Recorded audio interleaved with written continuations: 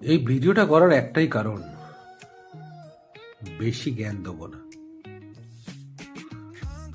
জ্ঞান দিলে লোক আবার ভাবে বেশি জ্ঞান দিবে। লোকে দেখে আমার ভাববে আমি তো মাতাল বা সাইকো, তাতে আমার কিছু যায় আসে না।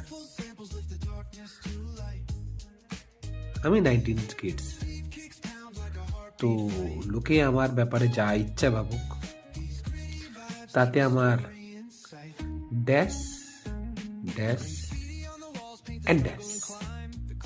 ঠিক আছে, ভালো থাকবে। ভালো লাগলে শেয়ার করুন, না করলে আপনার ব্যক্তিগত স্বাধীনতা। বাকি সবাই ভালো থাকুন, টাটা।